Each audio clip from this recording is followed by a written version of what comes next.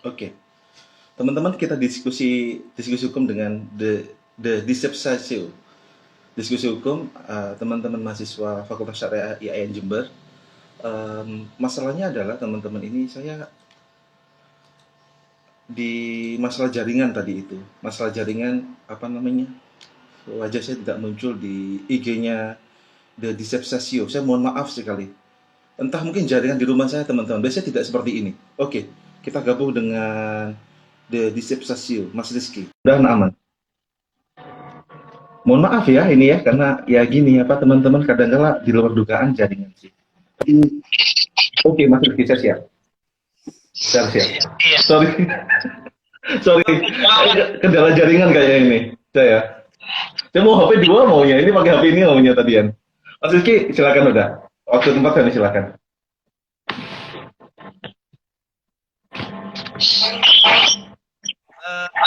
Saya baca Bapak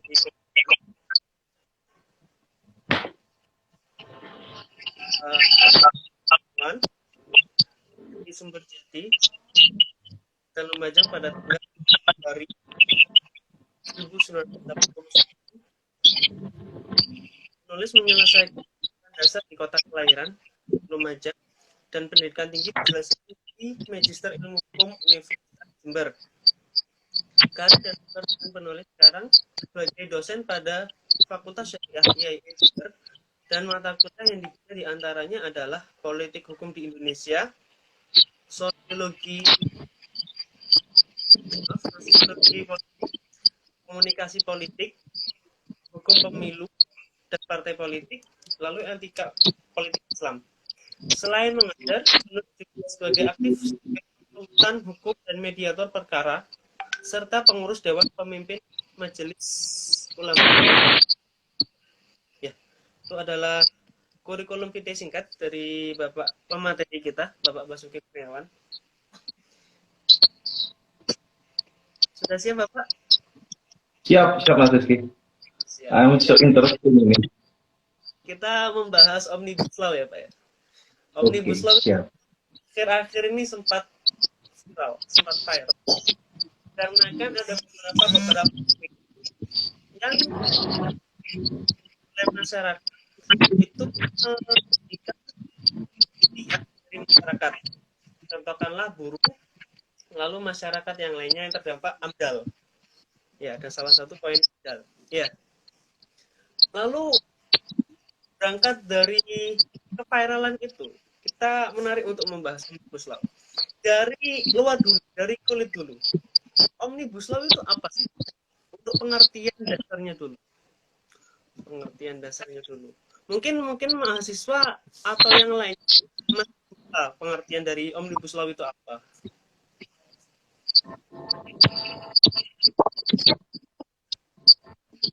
Oke, saya mulai Mas Rizky. Cukup ada lagi? Bisa, sudah cukup. Sudah cukup ya, saya mulai Mas Rizky ya. Makasih Mas Rizky. Assalamualaikum warahmatullahi wabarakatuh. Assalamualaikum warahmatullahi wabarakatuh.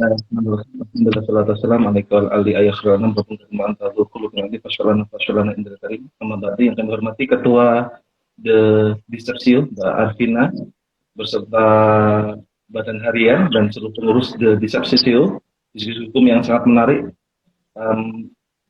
responsif sekali terhadap dinamika hukum, isu hukum yang terbaru mengenai Omnibus Law Cipta Kerja. Dan kemudian yang tidak lupa pada teman-teman hari ini yang diskusi yang hadir pada sore hari ini ada Mas Ro'o, kebetulan senior di HPI yang saya hormati, Mas Rik Jamil, kemudian Mas Soleh Hamin di teman-teman baik HPI, HES, maka ataupun mahasiswa yang ada di luar Fakultas Syariah IAIN Jember yang hadir diskusi pada sore hari ini. Kita gunakan ini teman-teman diskusi ya. Suara saya jelas Mas Rizky? Sudah jelas Bapak. Nggak tahu di teman-teman. Kita teman-teman kira langsung diskusi aja ya. Mungkin apa namanya materi sudah saya share teman-teman panitia di Sesasio. Kita akan gunakan fokus kita diskusi. Saya mencoba untuk buka masalah ini Mas Rizky. Omnibus Law Cipta Kerja. Waktu itu saya pertama dulu ya, overview dulu. Mbak Arvina WA saya kemarin. Pak Bas itu RUU Cipta Kerja itu sudah sah belum kata Mbak Arvina? Kalau kalau menurut saya Mbak Vina, kalau sudah ada memang informasi terbaru itu naskah yang asli belum disebarluaskan informasinya. Tapi kemudian saya yakin tidak jauh beda dengan naskah yang sudah tersebar hari ini yang naskah terakhir di situ. Undang-undang ini betul, undang-undang ini belum ada nomornya, betul, dan itu belum sah karena belum masuk tambahan lembaran negara dan lembaran negara. Nomornya juga nggak ada. Tapi pengalaman kita di undang-undang KPK itu, walaupun tidak ada nomornya, dan itu kemudian belum ada tahunnya, itu pasti masuk di lembaran negara. Undang-undangnya itu adalah 1 bulan setelah undang-undang itu diketok palu, teman-teman maksud kemudian undang-undang itu sudah menjadi undang-undang. Meskipun presiden tidak tanda tangan ataupun tanda tangan sesuai dengan apa namanya hukum tata negara di Indonesia. Itu yang pertama. Kedua, yang Mas Rizky terangkan mengenai Omnibus Law Cipta Kerja. Ini sebenarnya Mas Rizky, saya meneliti itu jauh sebelum rame-rame ini. Waktu itu dari Prof. Ahmad Erani Istika, dia kebetulan adalah profesor di Sriwijaya, itu Prof. Erani itu dekat sama Presiden Jokowi, yang mana beliau menerangkan tentang Omnibus Law Cipta Kerja. Sistem itu kemudian diiyakan. Omnibus sebenarnya konsepnya itu adalah, yakni adalah omni itu ceritanya ada orang waktu itu di Prancis teman-teman, dia itu menggunakan bis tadi itu isinya banyak orang yang tujuannya sama, maka disebut dengan omnibus. Ternyata sistem omnibus teman-teman, padanan kata itu digunakan dengan cara politik, namanya omnibus politik. Termasuk juga omnibus law Cipta Kerja yang kita pahami sebagai undang-undang satu jagat, yang mana omnibus law itu satu undang-undang isinya banyak undang-undang yang merangkai pada satu tujuan, yakni adalah Cipta Kerja. Sebenarnya omnibus law itu teman-teman itu berlaku di common law system. Seperti di Amerika Serikat, Inggris itu menggunakan omnibus law masih. Sedangkan di Indonesia kita civil law system belum terbiasa menggunakan omnibus ini. Walaupun sebenarnya praktek ketatanegaraan kita masih pada zaman Pak Harto itu juga pernah menggunakan omnibus law. Seperti kita tahu ada TAP MPR satu jagat. TAP MPR satu jagat itu satu TAP MPR berisi semua TAP MPR di situ. Kita tahu TAP MPR adalah hukum positif juga, TAP MPR itu. Itu ada namanya Undang-Undang Satu Jagat Satu Tujuan. Yang mana hal tersebut mengikuti masalah yang kita Undang-Undang Cipta Kerja waktu itu Undang-Undang Cilaka namanya, Cipta Lapangan Kerja. Yang saya teliti waktu itu Undang-Undang Cilaka, Cipta Lapangan Kerja maksudnya. Yang isinya itu untuk investasi, pengembangan industri, dan itu kemudian tujuannya adalah untuk mensejahterakan rakyat. Saya mencoba menggunakan logikanya pemerintah ya Mas Rizky ya. Pemerintah itu hari ini sadar bahwasanya perusahaan yang ada di China itu banyak yang beralih dari China, dari Vietnam untuk membuka usaha baru. Permasalahan muncul yakni adalah kita kemarin Pak Jokowi pertama kali itu dengan adanya itu Mas Rizky yakni undang-undang itu sudah mulai di ibaratnya perda itu cabut, harus lebih ramping di situ. Kemudian informasi yang terbaru, Pak Jokowi menggunakan Omnibus Law itu karena undang-undang yang berbelit-belit, kemudian pengusaha investasi ke Indonesia itu karena terlalu rumitnya sistem perizinan di Indonesia. Kemudian masalah AMDAL yang masih diceritakan tadi. Kemudian ada lagi masalah serikat buruh. Kita tahu Mas Rizky, serikat buruh itu gaji pengusaha, gaji dalam undang-undang ketenagakerjaan dan hukum ketenagakerjaan Mas Rizky ya. Nanti tanya ke sini. Upah buruh itu ditentukan dalam 3 hal. Pertama adalah pengusaha, upah buruh UMK atau UMP ditentukan 3 hal. Pertama itu adalah pengusaha, kedua adalah disnaker atau pemerintah, Dinas Tenaga Kerja dan disnaker pemerintah. Ketiga, ini adalah serikat buruh. Jadi upah itu digantungkan oleh 3 ini, serikat buruh atau serikat pekerja, kemudian itu adalah pemerintah, yang ketiga itu kemudian adalah pengusaha. Undang-undang Cipta Kerja itu kemudian itu serikat pekerja dihapus. Kita tahu lah di dalam perusahaan itu, mungkin teman-teman kalau teman-teman ikuti, seringkali kita ada demo 1 Mei. Yang tujuan Mas Rizky itu adalah untuk kenaikan gaji. Buruh pasti demo. Di situ kemudian pengusaha merasa kalau minta gaji terus, minta kenaikan upah terus, itu yang membuat iklim investasi semakin berkurang. Maka semenjak itu serikat pekerja dibuang, serikat pekerja ditinggal.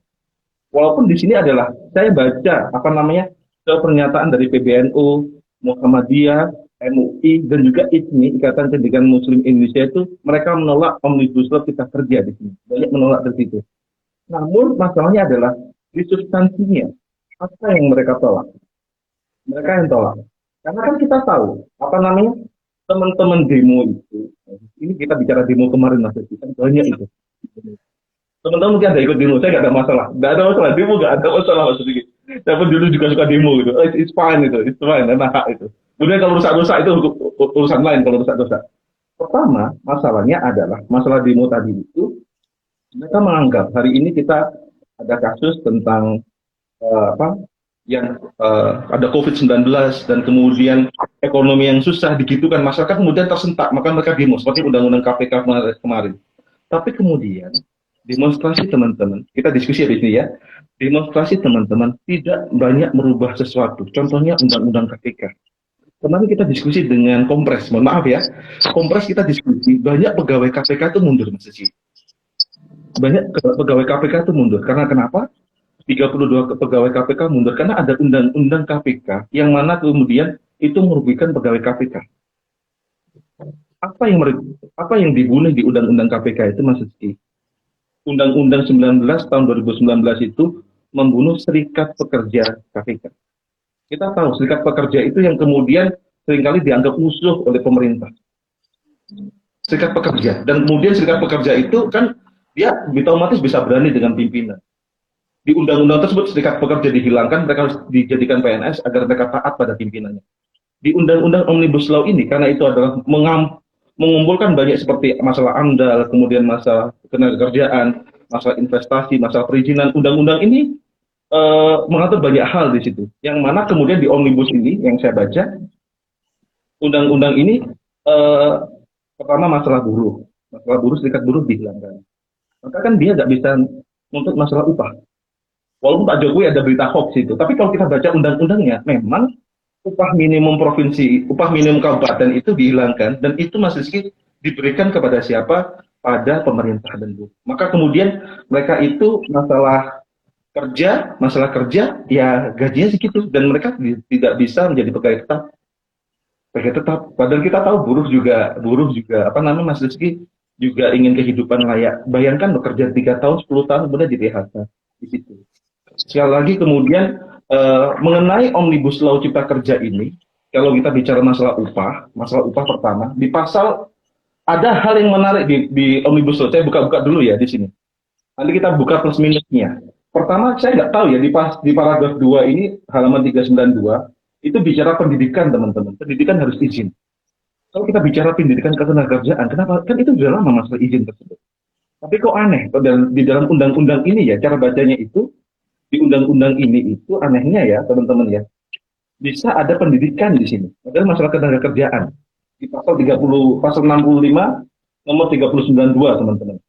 Kemudian, di pasal ini teman-teman, pasal 79 ya, dan pasal 88 di sini. Jadi saya terangkan dulu Mas Rizky, di pasal ini, nanti kita bisa diskusi teman-teman. Ada upah minimum, ya. Di pasal 88, upah minimum, struktur dan skala upah, kemudian upah kerja lembur, kemudian upah tidak masuk kerja dan tidak melakukan pekerjaan karena alasan tertentu, tidak ada upah hamil nggak ada di cuti hamil, kemudian bentuk cara pembayaran upah, hal-hal dengan upah dan upah sebagai dasar perhitungan atau pembayaran hak dan kewajiban lain. Di sini pesangon nggak ada. Ini pesangon nggak ada. Padahal pesangon tadi itu harusnya menjadi poin saat memberikan upah manakala di PHK. Maknanya pengusaha itu ingin cepat dan kemudian pekerja yang sudah ngambil lama ya udah kemudian di PHK dengan mudah. Itu yang menjadi kritikan terhadap undang-undang ini. Kedua yakni masalah putusnya hubungan kerja di pasal 88A Mas Rizky. Ini jadi undang-undang tenaga kerjaan itu dicabut diganti dengan undang-undang ini gitu. Jadi konsepnya masalah buruh ini Mas Rizky memang serikat pekerja ini dihapus. Serikat pekerja dihapus. Padahal menentukan upah itu adalah serikat pekerja. Dan kemudian kita tahu manakala buruh itu di PHK teman-teman, buruh di PHK, kan mereka bisa menuntut di situ. Yang mana menuntut manakala di PHK. Mas Rizky, saya punya teman tuh kerja di Indomaret, dia di PHK Mas Rizky. Dan dia hari ini menuntut di peradilan hubungan industrial agar bisa mempidana, agar mendapatkan tunjangan. Di undang-undang ini proses hukum masalah pekerja undang-undang Omnibus Law Cipta Kerja ini, buruh tadi itu tidak bisa menuntut pengusaha. Iya, iya. Tidak bisa ada proses hukum di situ. Tidak ada bisa proses hukum. Yang mana kemudian dirugikan adalah buruh seperti itu. Itu negatifnya ya. Selanjutnya di pasal 88A Mas, nanti teman-teman bisa baca yang materi yang saya share ke Mbak Vina dan kawan-kawan, sama Mas Siki juga. Kemudian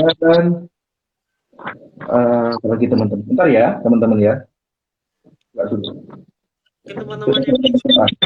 Kemudian di pasal 151 teman-teman, di pasal 151 di sini. Konteksnya sebenarnya memang kalau kita bilang itu merugikan buruh, iya, tapi itu menguntungkan pengusaha. Sebenarnya waktu itu kalau saya pikirkan pengusaha, teman-teman, mungkin kalau suara saya kurang jelas, saya mohon maaf ya, sinyalnya naik turun. Pengusaha atau pemerintah diuntungkan karena hari ini ada COVID-19, perusahaan-perusahaan invest di Indonesia, untungnya adalah kalau Omnibus Law ini dibuat, diciptakan di Indonesia, diterapkan di Indonesia, saya yakin diterapkan Mas Rizky, karena sudah menjadi undang-undang 1 bulan Presiden tanda tangan undang-undang Indonesia, walaupun belum masuk tambahan lembaran negara, pasti sah ini undang-undang. Walaupun banyak ramai ini masih hoax dan lain-lain, tapi nggak akan jauh dari naskah yang hari beredar. Masa akan merubah semuanya, nggak mungkin. Kedua yakni pengusaha apabila ada invest Mas Rizky, invest cukup besar di Indonesia, maka Mas Rizky yang diuntungkan sebenarnya adalah pemerintah, ada investasi masuk, kemudian banyak pengusaha invest, dan kemudian harapannya buruh juga bisa bekerja di situ. Menciptakan lapangan pekerjaan sebanyak-banyaknya, tanpa kemudian membebankan pemerintah. Masalahnya adalah, di sini adalah, pekerja buruh di Indonesia itu beda sama buruh yang ada di luar negeri konsepnya. Buruh di Indonesia itu mereka kan konteksnya, mereka bisa hidup, bekerja, dan harapannya itu mereka bisa lebih layak lah hidup dengan bekerja sebagai buruh tadi. Itu dalam bidang investasi. Kemudian banyak perusahaan masuk Indonesia itu diuntungkan oleh pemerintah. Perizinan tidak terlalu diperlama, perizinan Mas Rizky. Sedangkan perizinan di luar, apabila kita dipersulit perizinan tadi, di undang-undang ini diperringkas. Tidak ada izin itu AMDAL, proses AMDAL, dan juga proses mengenai izin perizinan usaha itu dikelola oleh pusat, tidak dikelola oleh kabupaten. Maka kemudian ada namanya Mas Rizky itu pemisahan kewenangan kita desentralisasi diperkecil kewenangan daerah, lebih kuat kewenangan pusat. Padahal hari ini kita ingin daerah juga maju. Itu kelemahan dari undang-undang ini. Kemudian pajak penghasilan juga. Teman-teman bisa baca yang teman-teman diskusi tadi. Pertanyaan saya kemudian, kerugian bagi buruh apa? Kerugian bagi buruh, kita bicara pertama masalah buruh, yang saya jelaskan masalah upah, kemudian masalah pekerja yang dapat pesangon. Ketika di undang-undang ini bisa dibaca nanti mengenai serikat buruh yang nggak ada. Namun yang perlu tambah ini tidak cuma buruh, bisa juga masalah pendidikan di sini. Pendidikan harus diizin, karena tidak ada undang-undang pendidikan. Selanjutnya di undang-undang ini Mas Rizky, kita juga ada masalah proses perizinan yang cepat. Padahal perizinan itu daerah pun harus juga mengelola perizinan tadi. Maka ada undang-undang Minerba. Undang-undang Minerba itu kita ada undang-undang Minerba, undang-undang KPK. Minerba itu izin untuk penambangan itu dikelola oleh pusat. Padahal mereka nih ambil tambang baik emas batu bara itu di daerah. Mengapa tidak menggunakan izin dari daerah juga? Maka kewenangan daerah itu yang kemudian diperlemah gitu. Maka layak kemudian banyak yang kita pikirkan adalah mungkin yang hari dirimu adalah proses hukum formil. Karena pembuatannya diam-diam tidak melalui partisipasi. Kemarin hakim memang kan terangkan seperti itu. Tidak ada partisipasi publik Mas Rizky untuk bisa menangani masalah ini. Namun kemudian di sini adalah mengapa waktu COVID gitu, undang-undang masalah KPK, kemudian undang-undang Minerba, kemudian undang-undang masalah Omnibus yang ini penting, disahkan waktu diam-diam ada COVID seperti ini. Itu yang menjadi masyarakat demo di situ. Tapi ini merupakan politik hukum pemerintah. Ini politik hukum pemerintah Mas Rizky dibuat untuk bisa tujuannya investasi sih. Tujuan investasi uang masuk, yang lainnya nggak perlu dipikir atau jalan. Tapi kita cuma punya 2 jalan. Penyelesaiannya cuma dua jalan. Pertama itu adalah judicial review ke MK. Kedua, judicial review ke MK ya. Undang-undang ini kemudian judicial review undang-undang apa aja seperti undang-undang masalah pasal 88, 81 mengenai upah, mengenai perizinan itu bisa di judicial review ke MK apabila bertentangan dengan undang-undang dasar, tapi diuji material bukan formil. Partisipasi publik tidak bisa disahkan, tidak bisa diuji ke MK. Contohnya apa? Undang-undang KPK. Undang-undang KPK yang diuji adalah masalah pembuatan yang diam-diam, partisipasi publik yang diam-diam. Artinya apa? MK tidak bisa mensahkan. Tetap oleh MK dibilang apa maksudnya? Itu sah menjadi undang-undang. Undang-undang ini kalau biasa review adalah formil, banyak gagal. Tapi kalau uji material masih bisa. Kedua, pencabutan. Teman-teman kan gubernur tanda tangan untuk mencabut, DPRD mencabut. Pertanyaan saya kemudian, apakah Bapak Presiden akan membuat perpu? Apakah demo yang besar-besaran itu akan berkeinginan Presiden itu untuk bisa menerbitkan perpu, peraturan pemerintah mengganti undang-undang? Dan itu. Karena kan jalan cuma dua, bisa review ke MK, penyelesaian undang-undang ini ya, bisa kemudian penerbitan perpu. Sebenarnya dorongannya orang demo itu bukan ke DPR harusnya. Berarti bisa dibilang demo itu salah sasaran, Pak? Saya rasa ya. Mereka demo apa ada perubahan? Nggak ada Mas Resi. Harusnya demo jangan di DPR, di eksekutif. Karena yang buat di presiden, karena yang buat perpu kan presiden. Iya. Tapi Demonya dan gedung DPR harusnya di Istana Negara, harusnya seperti itu saya pikir untuk bisa aspirasi publik masalah penerbitan perpu loh di sini. Menurut saya Mas Resi ya. Saya kalau teman demo tidak merubah suasana di situ. Santer dengar kabar Bapak bahwa di beberapa daerah DPRD dan gubernurnya itu juga ikut menolak Omnibus Law. Apakah itu berpengaruh Bapak? Jadi itu kemarin diskusi teman-teman dosen Pak Hasan dan teman-teman juga menanyakan seperti itu, dan mereka beranggapan walaupun mereka tetap menolak Omnibus Law, kewenangan yang buat undang-undang siapa dalam hukum tata negara ya? Kewenangan yang buat undang-undang siapa Mas? Adalah DPR dan presiden. Kita buat undang-undang DPR dan presiden. Bukan cuma DPR loh, DPR dan presiden. Maka kemudian semenjak ramai ada 14 menteri, 11 menteri memberikan pernyataan pers untuk menjelaskan undang-undang tadi. Maka yang buat undang-undang cuma dua, eksekutif dan legislatif. Aspirasi dari daerah, DPRD, aspirasi dari gubernur Jabar, aspirasi dari gubernur DKI Jakarta itu aspirasi. Tapi andaikan eksekutif tidak berkeinginan juga tidak bisa. Jadi itu tujuan rakyat sebenarnya untuk bisa mengajak presiden atau mengajak eksekutif untuk menerbitkan perpu di sini. Tujuan di situ. Namun prakteknya aspirasi yang dari DPRD apakah didengar? Saya kurang tahu. Tapi kebanyakan dulu undang-undang KPK dan undang-undang Minerba walaupun tidak ramai tidak berdampak. Saya merasa kayak gini ya, apa namanya? Kayak hari ini tuh antara DPR dan antara legislatif sama eksekutif kok berteman baik ya saat ini tuh. Akan itu kayak apa namanya? Gara-gara dominannya eksekutif, dominan partai pemenang itu kemudian yang apa namanya? Oposisi itu tidak punya wewenang penuh di situ. Berbeda waktu itu kita bicara zaman Pak SBY kemudian PDIP kekeh untuk bisa jadi oposisi. Tapi kemudian di situ kan apa itu kebijakan dari Partai Demokrat pemenang 2009 dilawan oleh PDIP. Tapi sekarang Demokrat dan juga PKS kecil sekali di situ. Bergandengan tanganlah antara eksekutif dan juga legislatif. Yang mana saya rasa aneh ya, hari ini politik hukumnya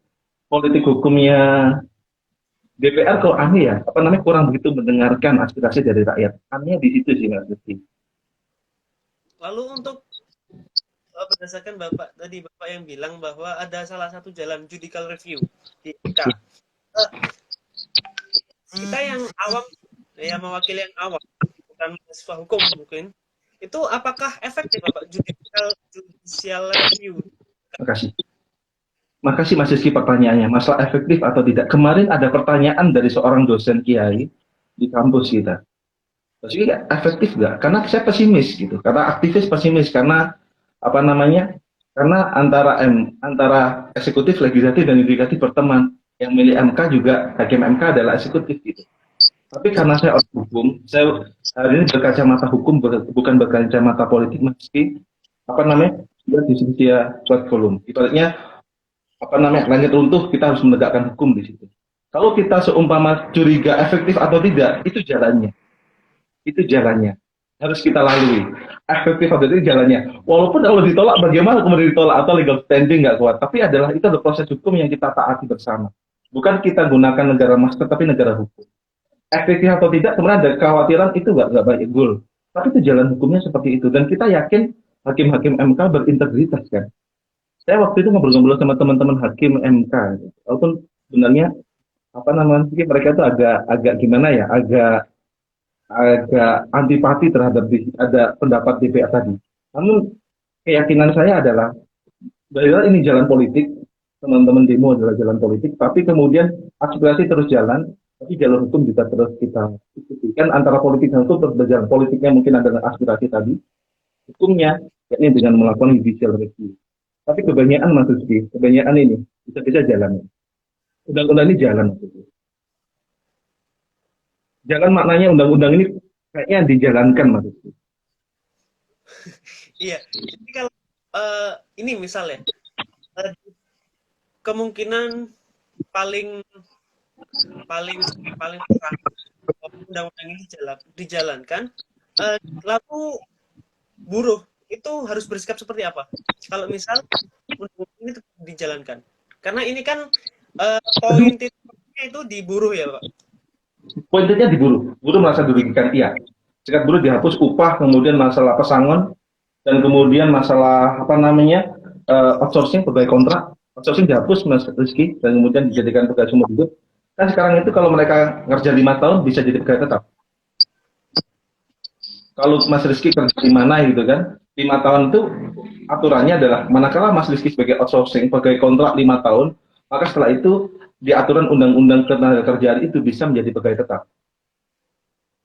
Tapi di undang-undang ini kemudian dia tidak bisa dikata pegawai tetap, selamanya jadi pegawai outsourcing.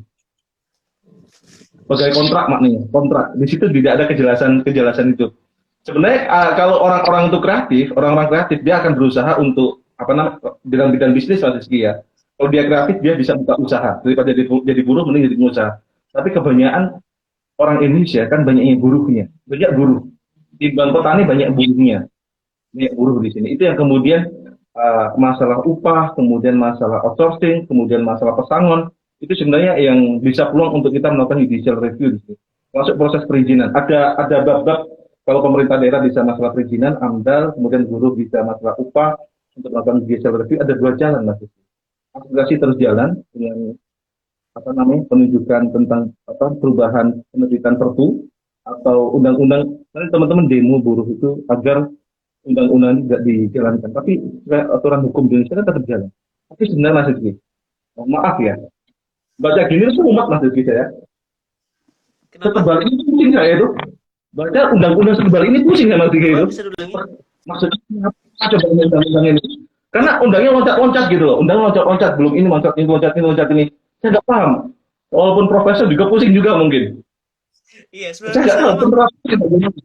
Yang saya bingung penerapannya Mas Rizky. Undang-undang segitu banyaknya jadi satu dan kemudian dibagi menjadi 11 kementerian. Menjalankannya itu bagaimana? PP-nya itu bagaimana? Peraturan pemerintahnya. Kan kita penerapan di PP.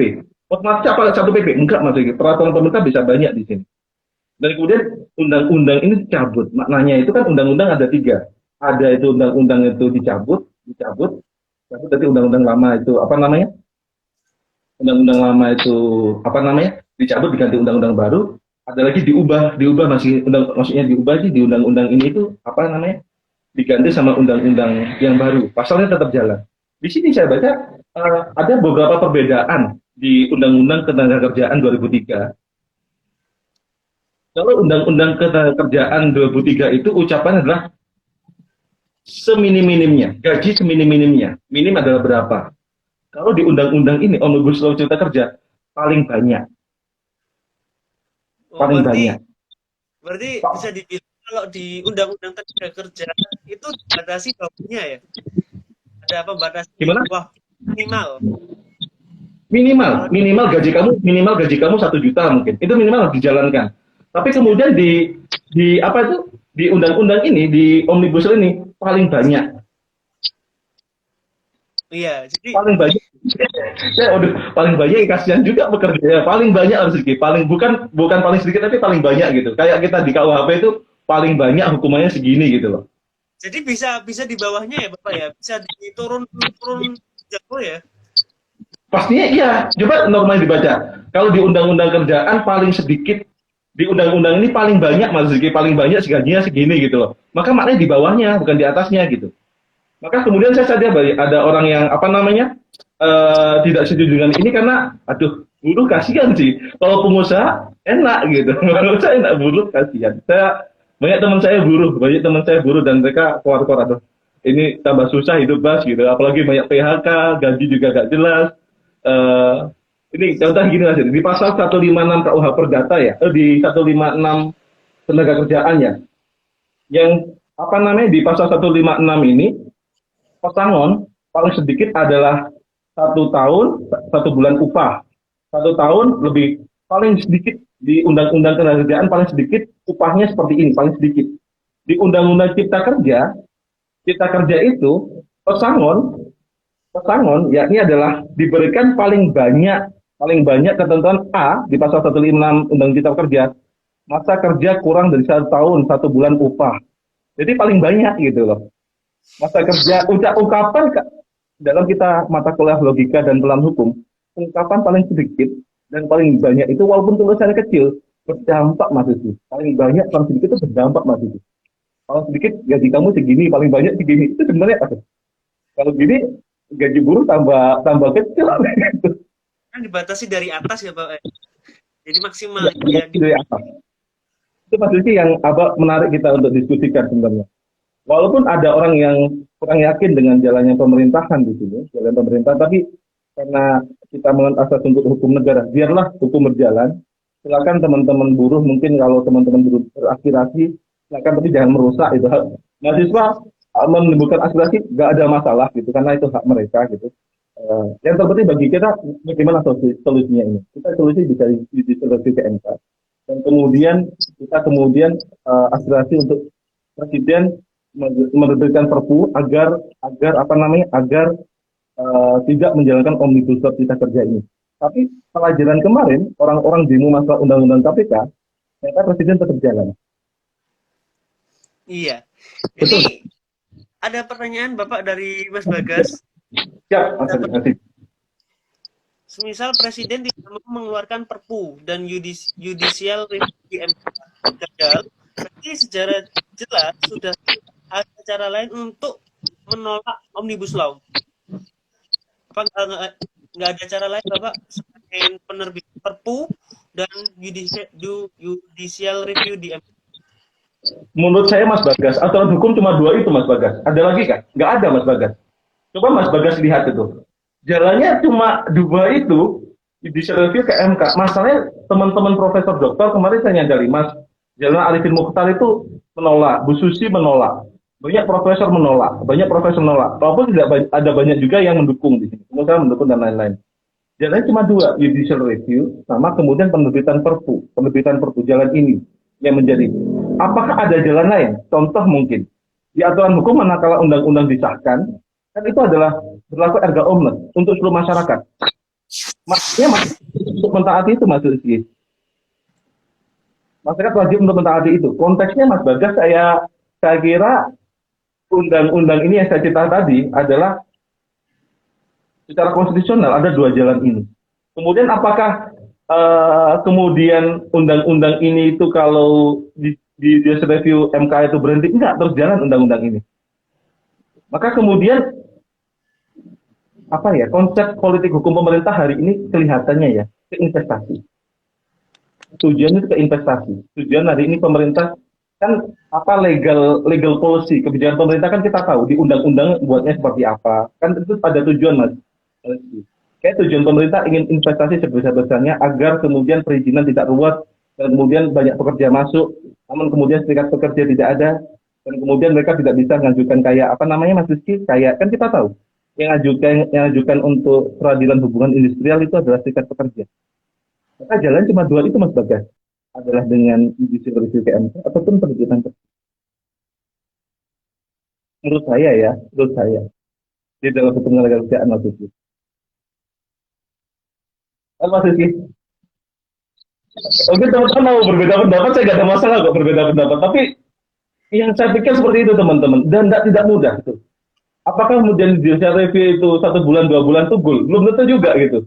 Maka kayaknya Mas Rizky ya, kayaknya Mas Rizky, kita tidak suka selama undang-undang ini belum dibatalkan, belum terbitkan perpu, kayaknya bakal banyak demo juga. Demo nggak berhenti sampai saat ini, kayaknya Mas Rizky.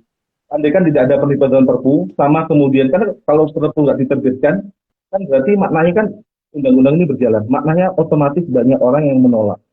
Ya saya takutkan manakala mereka berkumpul, itu malah bisa apa namanya hari ini masih COVID masalahnya, bisa jadi penularan Mas Rizky.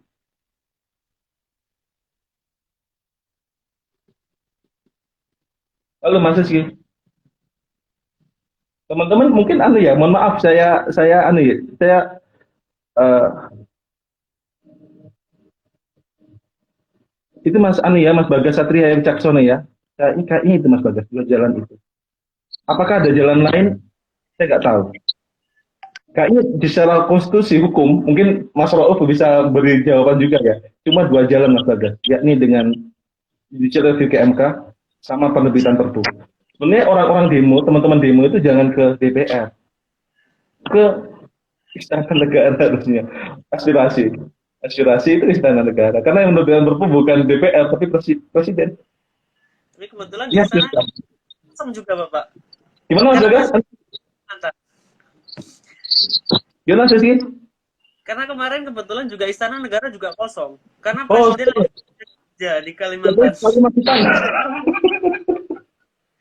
Pak Jokowi ke Kalimantan. Aduh, pinter Pak Jokowi ini.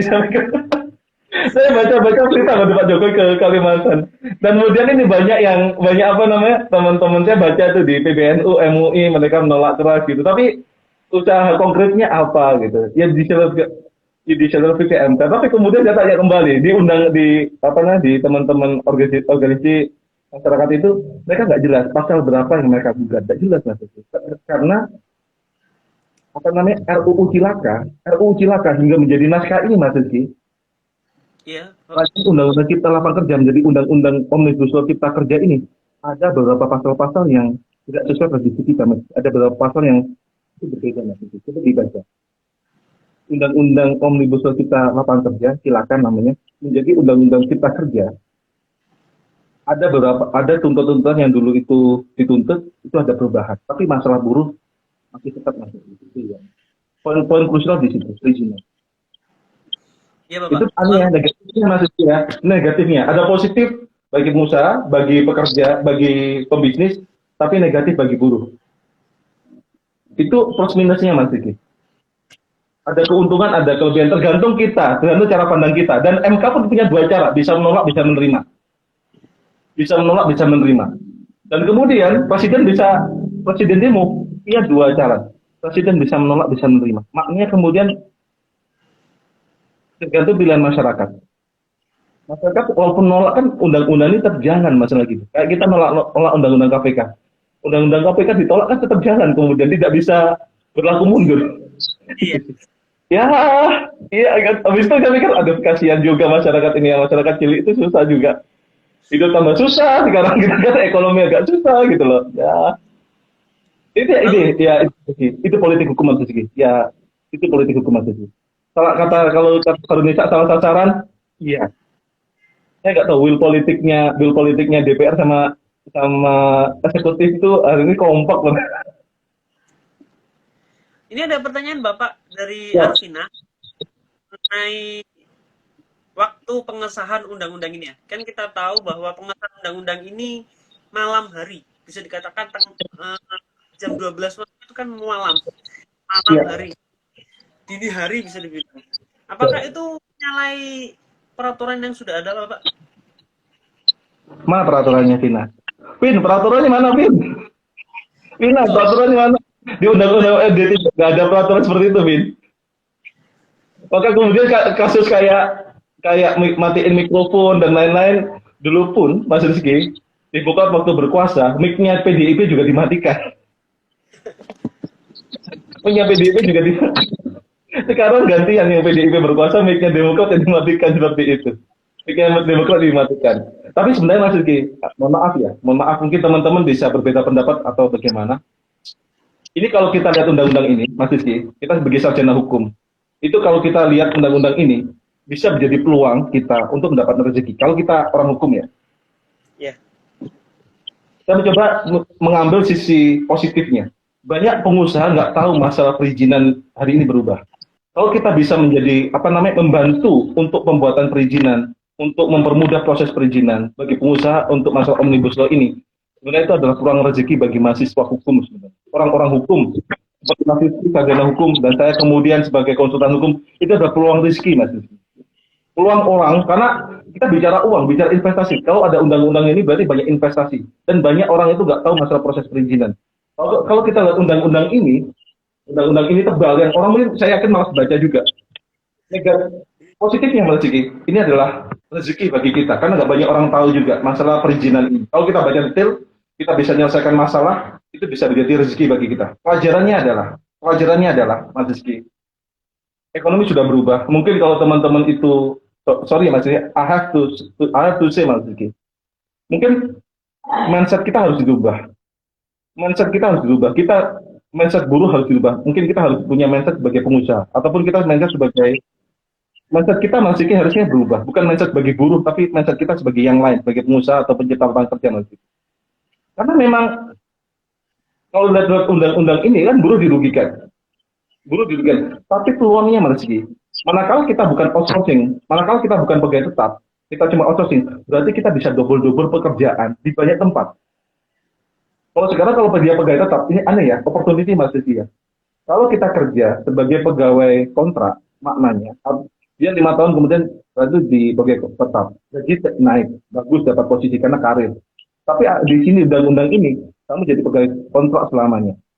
Maknanya berarti kan kamu bisa nyambang-nyambang di banyak tempat sebenarnya. Positifnya ya, kamu bisa bekerja bisa nyambang-nyambang di mana-mana, di banyak perusahaan. Walaupun capek, resikonya capek. Ataupun kamu bisa membangun bisnis sendiri, peluangnya. Kedua, masalah undang-undang ini. Undang-undang ini menyatakan memang ada investasi besar-besaran. Kemudian buruh harus taat karena serikat buruh dihapus nanti. Di undang-undang ini upah itu kalau dulu upah dikelola oleh pengusaha, pekerja, sebagai pengusaha, serikat buruh dan pemerintah di Snaker, hari ini tidak ada. Yang mengeluarkan upah itu adalah dari undang-undang ini ya, Sisi ya. Dari pengusaha dan juga pemerintah. Maknanya serikat kerja dihapus. Tidak ada serikat kerja. Berarti maknanya adalah teman-teman kita harus merubah mindset untuk karena pilihan kita sih. Kalau orang untuk buruh gimana lagi, pekerja juga gimana lagi. Ya, sorry Mas Rizky, hari ini buruh semakin dirugikan dengan undang-undang ini. Buruh cuma satu, mereka bisa demo 1 Mei dan bisa demo lagi. Kemudian demo bisa revisi ke MK. Walaupun sebenarnya himpunan buruh juga diajak bicara Pak Jokowi, ternyata niatnya buruh itu untuk bisa membatalkan rancangan undang-undang cipta kerja ternyata tetap disahkan. Maka topiknya adalah ini kita jalan cuma itu, revisi ke MK ataupun menerbitkan perpu dengan demo tadi. Kalau yang kata tadi Vina jam 12 malam, 24 malam, undang-undangnya mana Vina? Itu tetap berlaku, Vin. Itu berlaku. Ya itu Mas harus ya. Mas Rifana nih. Ada lagi Mas Rizky? Ada feedback lagi Kak? Itu yang penilaian saya mungkin bisa nanti dikompar pada teman-teman dosen atau praktisi lain. Tapi itu adalah plus minusnya di situ. Mungkin teman-teman yang lain mau bertanya, bisa diketik. Teman-teman yang lain, yang viewer, ada pertanyaan mengenai omnibus kerja. Jadi saya tambahin lagi Mas Rizky ya. pembatal apakah dengan uji material, kan kita uji material bukan uji formil. MK itu uji material. Apakah materi undang-undang Omnibus Law Cipta Kerja ini bertentangan dengan undang-undang dasar? Uji material. Pilihan cuma dua. Bisa jadi kira-kira ya, kira-kira itu adalah presiden mengeluarkan perpu, kira-kira. Kedua, permohonan uji formil dan uji material dikabulkan, tapi saya nggak tahu apa dia dikabulkan oleh MK. Ketiga, presiden tidak mengeluarkan perpu dan MK menolak atau menerima permohonan karena legal standing nggak kuat.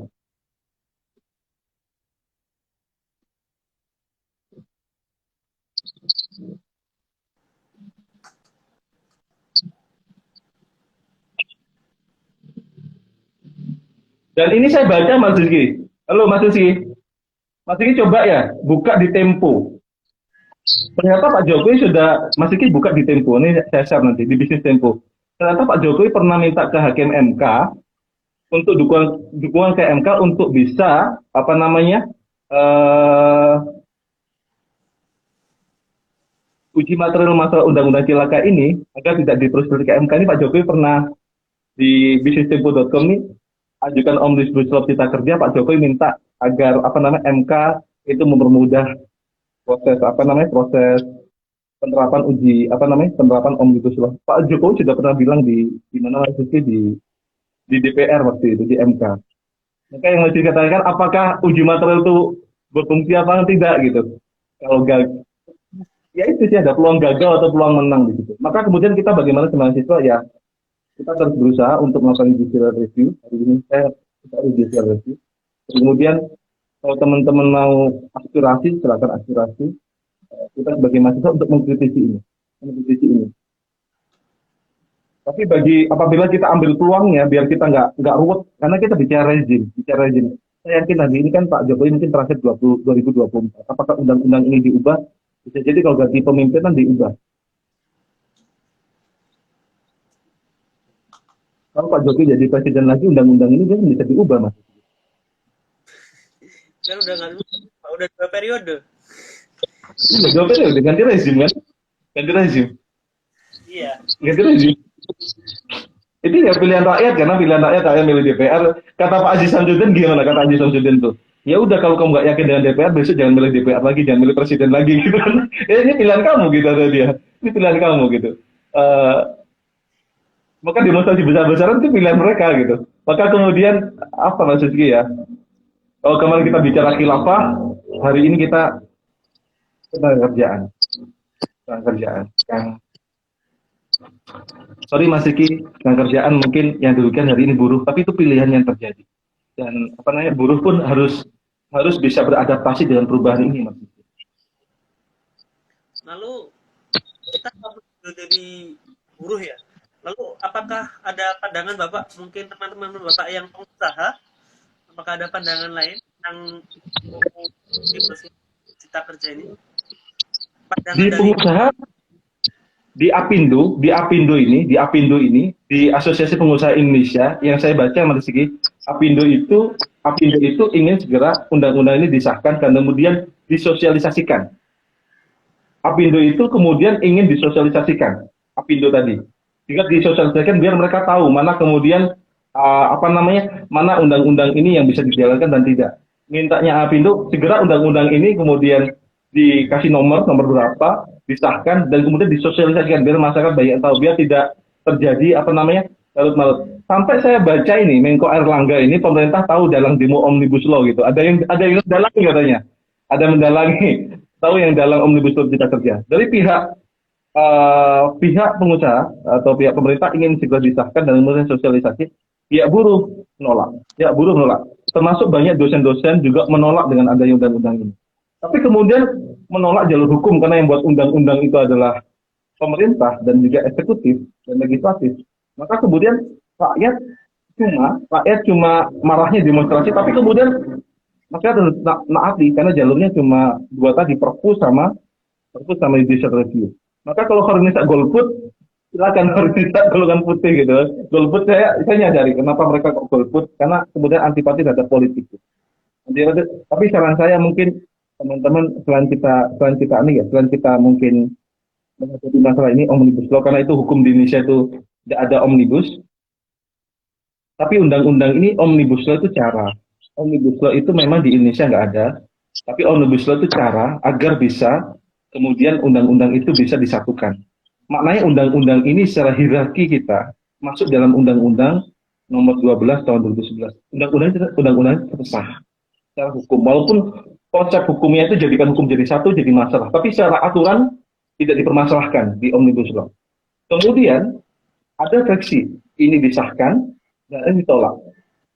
Ini yang sah dari pemerintah dan pengusaha ingin segera sahkan, dan juga kemudian dari pihak masyarakat menolak. Jalur konstitusional adalah dengan cara itu, tapi jalur parlemen rakyat itu yang lebih garang. Parlemen rakyat, parlemen jalanan itu yang lebih garang, kemudian ditakuti parlemen jalanan tadi itu. Itu Mas Rizky mungkin yang bisa saya terangkan ya. Yang tadi masalah paling banyak, di undang-undang itu paling yang saya terangkan, undang-undang tenaga kerjaan paling sedikit. Di undang-undang cipta kerja paling banyak gajinya itu 1 bulan, masa kerja kurang dari 1 tahun, gajinya 1 bulan upah. Paling banyak itu Mas Rizky, paling banyak. Maknanya paling banyak bisa dikasih paling sedikit. Paling sedikit. Konsepnya. Kalau sedangkan di undang-undang apa namanya, di undang-undang ketenaga kerjaan nomor 13 tahun 2003, ya ini masalah upah itu masa kerja kurang 1 tahun, ya itu adalah paling sedikit 1 bulan upah, paling sedikit. Maknanya kan dia bisa dapat lebih tinggi 1 bulan gajinya. Buruh lagi yang kasihan di undang-undang ini. Ada perubahan yang sangat signifikan masalah buruh tadi. Karena kenapa banyak pekerja Indonesia adalah buruh. Banyak yang buruh, banyak yang orang kecil. Walaupun sebenarnya saya paham ya, apa mungkin teman-teman ada yang nilai ini adalah undang-undang ini ada yang berita masalah hoax tadi, tapi keyakinan saya walaupun masih belum dalam lembaran negara tidak berubah banyak teman-teman. Jalur konstitusi kita Mas Rizky adalah dengan jalur hukum dan jalur politik. Ada yang kemarin ada video itu menyantet DPR Mas Rizky. Itu ada lagi fotonya Bu Puan Maharani sama Aziz Samsudin itu dikasih santet gitu kan, disantet. Teman-teman sampai masalah disantet oleh teman-teman itu. Nggak tahu itu guyonan apa serius, tapi itu yang terjadi. Bahkan banyak teori konspirasi Pak yang muncul karena omnibus law ini. Iya, makanya. Ya. Kayak COVID ini dari konspirasi itu ada. Iya. Konspirasi itu ada. Soekarno hidup lagi atau apalah. Sampai ada yang bilang PKI, masalah PKI juga Mas Rizky. Masalah PKI juga. Masalah PKI juga. Kan ini fokus utamanya ke omnibus law ya Pak. Tapi ada penjaringan opini yang lain gitu.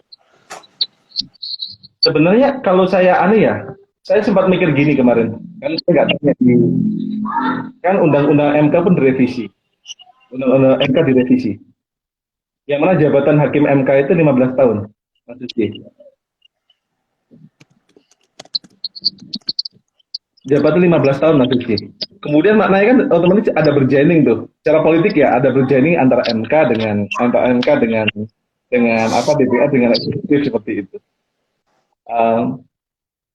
Maka konsepnya ini saya bukan bermaksud untuk suuzon ya, suuzon atau berpolitik bagaimana. Tapi kalau kita bertanya pada Ardi bertanya Mas Rizky ini, siapa berhak melakukan judicial review ke MK? Yang punya legal standing adalah kita masyarakat punya legal standing kan.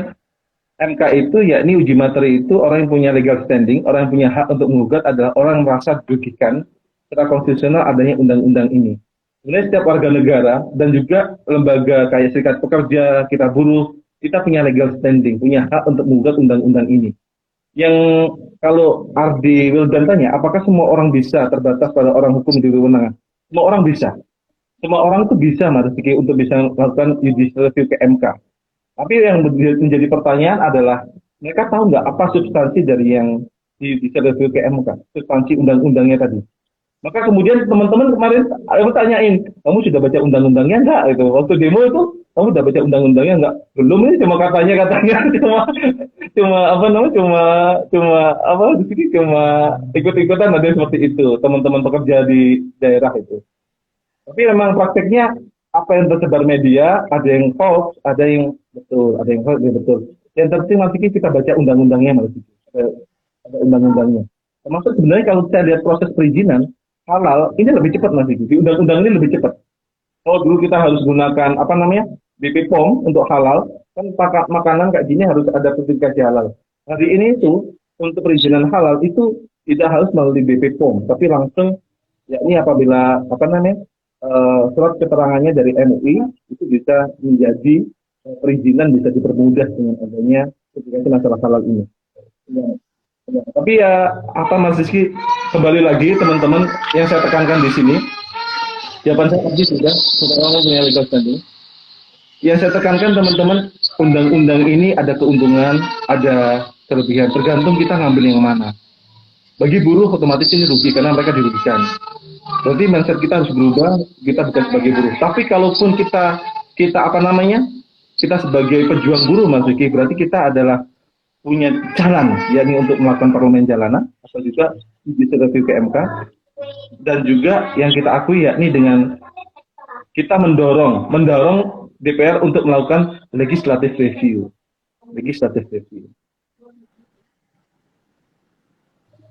Itu mungkin ya. Teman-teman mungkin agak pusing juga cerita masalah ini gitu. Ya, nggak mudah. Teman-teman saya rasa nggak mudah untuk bicara Omnibus Law ini, nggak mudah teman-teman.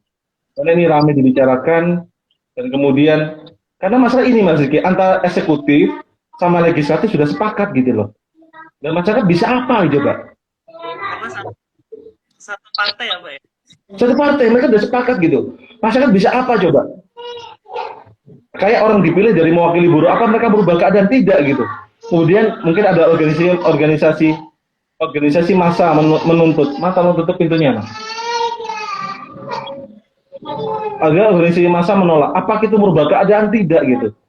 Bayangkan, Anda kan eksekutif, legislatif, kemudian yudikatif sudah sepakat, kan susah Mas Rizky. Betul, cara pikir saya betul Mas Rizky. Eksekutif, legislatif sepakat, kemudian yudikatif juga sepakat, kan susah Mas Rizky kemudian. Apa kemudian kita bisa apa kemudian? Jalan kita cuma dua itu. Kemudian kita demo, cuma jalan itu lagi. Nah, tutup pintunya Mas.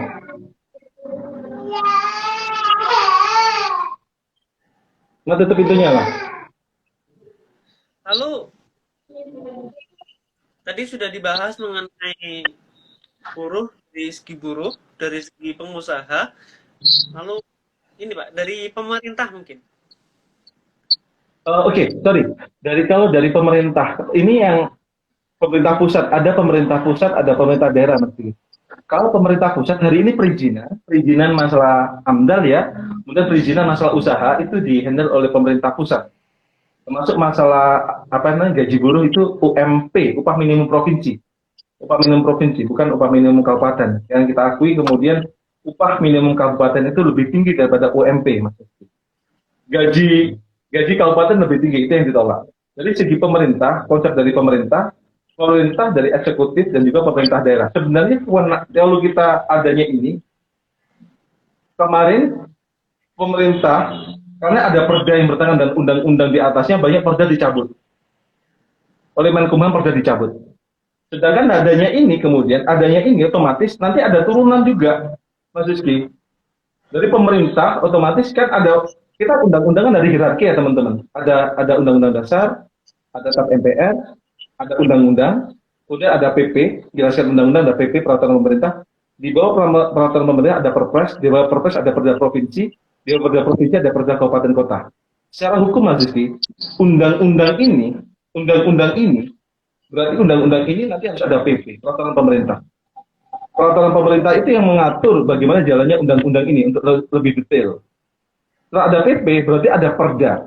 Maknanya apa? Kewenangan pemerintah daerah dikurangi dengan adanya undang-undang ini. Masalah perizinan, kemudian masalah apa Mas Rizky? Masalah perizinan, masalah AMDAL itu ditarik kewenangan oleh pemerintah pusat. Maka yang lebih sejahtera kemudian kita seakan-akan kembali ke sentralisasi dulu zaman Pak Harto. Kewenangan pemerintah daerah dikurangi, diatur oleh kewenangan pemerintah pusat Mas Rizky. Tapi nanti ketika waktu 2024 apakah bisa dirubah lagi aturannya menjadi kalau ganti politik hukum bisa Mas Rizky? bisa ya? Pemerintahan bisa. ganti pemerintahan bisa. Tergantung will politiknya, tergantung nanti waktu pemilu tadi itu apakah yang dipilih partai ini lagi atau partai lain. Jadi Atau kita nggak tahu will